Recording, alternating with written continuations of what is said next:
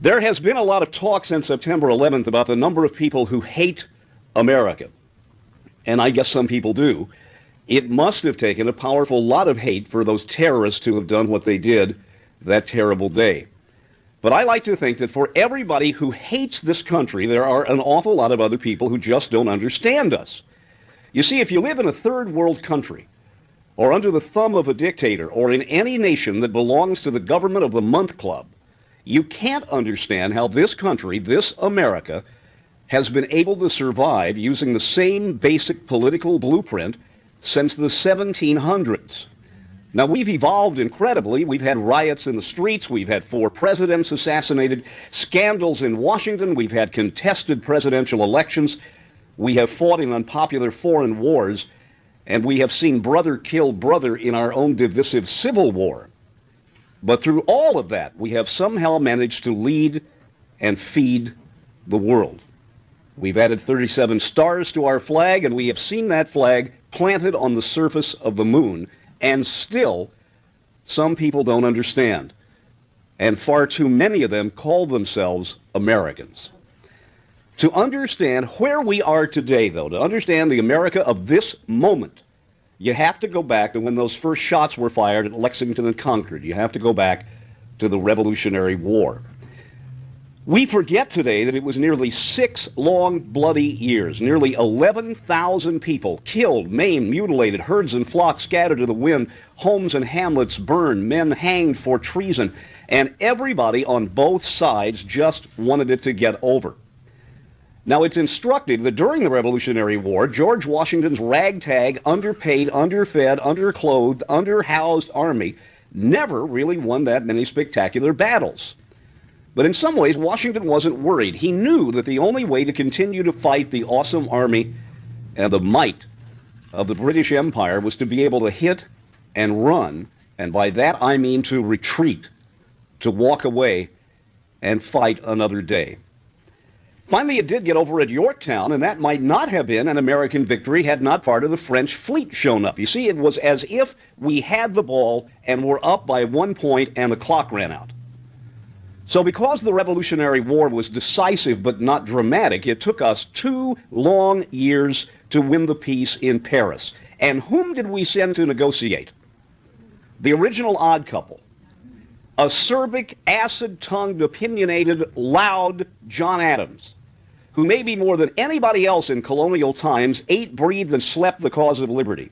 And with him went the best-known civilian in the world, Ben Franklin.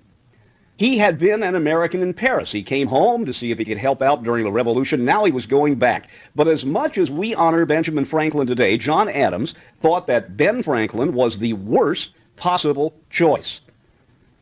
He thought Ben Franklin was a womanizer, that he only wanted to go back to Paris to party, not to do anything decent. And worse still, Adams called Ben Franklin an apologist. He said that every time he, John Adams, would make a point with the British, Benjamin Franklin would get up and say, well, let's talk about this. But you know, that bad guy, good guy chemistry worked. The American cause prevailed. But while we were seeking to secure our liberties in Paris, we almost lost it here at home. You see, after the war, George Washington had moved his still underpaid, underfed, underclothed, underhoused army to an encampment at Newberg, New York. Now, today by car, that's about an hour north of New York City. Back then, it was quite a distance. And almost from the moment he got there, he found out that some of his top aides were about to leave.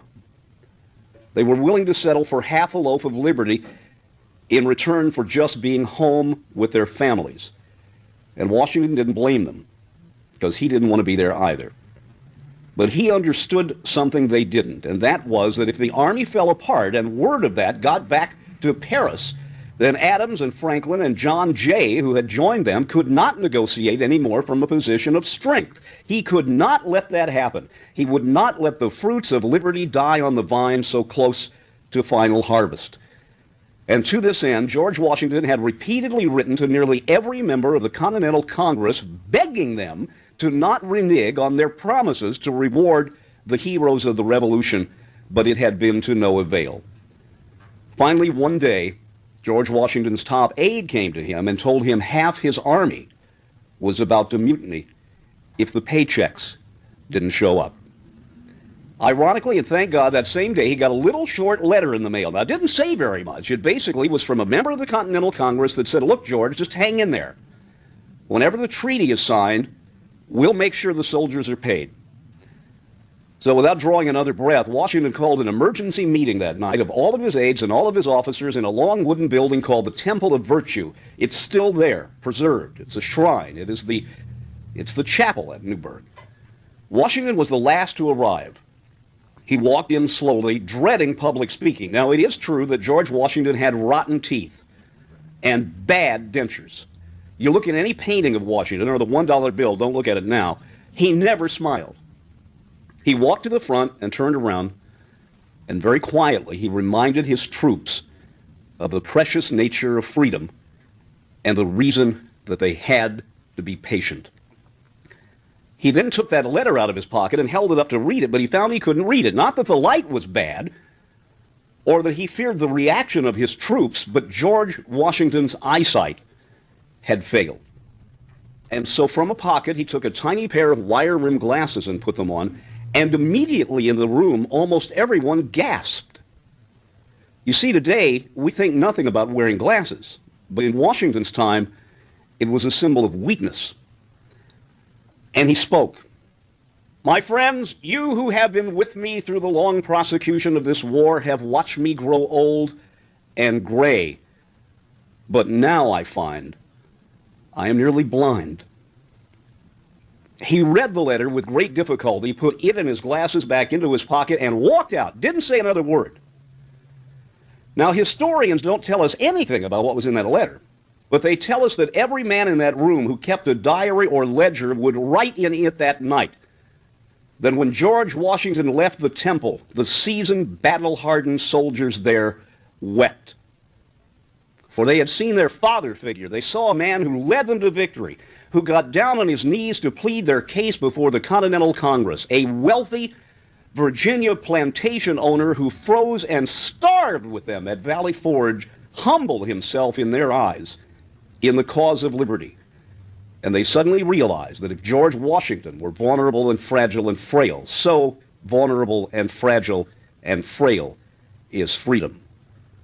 There is something else the historians tell us, and that is after that night there was never again a call for mutiny. So the army stayed together.